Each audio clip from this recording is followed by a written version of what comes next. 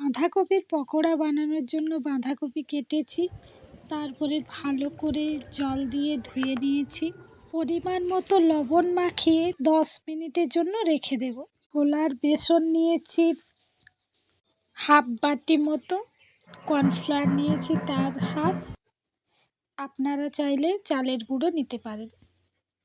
আদা বাটা নিয়েছি পরিমাণ মতো, দুটো পেঁয়াজ কুচো করে নিয়েছি, একটা লঙ্কাকে কুচো করে নিয়েছি, এছাড়া পরিমাণ মতো লঙ্কা গুঁড়ো, হলুদ গুঁড়ো আর জিরে গুঁড়ো নিয়েছি। এগুলোকে ভালোভাবে মিশিয়ে নেব।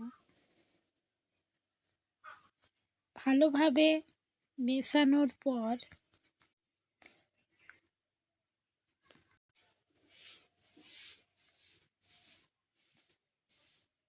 লবণ নিয়েছি পরিমাণ মতো। দেখুন, লবণ মেশানোর পর বেকিং সোডা নিয়েছি খুবই অল্প পরিমাণে। মিশ্রণটা ভালোভাবে মাখিয়ে নেওয়ার পর কড়াইতে তেল দিয়েছি। আমি সর্ষে তেল দিয়েছি, আপনারা চাইলে সাদা তেল দিতে পারেন। এবার এই বড়াগুলোকে ভেজে নেব।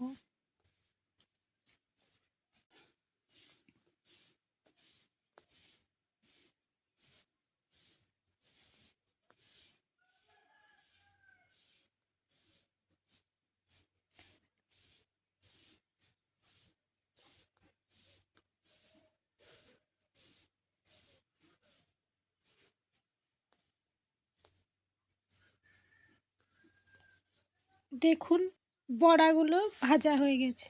ধন্যবাদ সকলকে।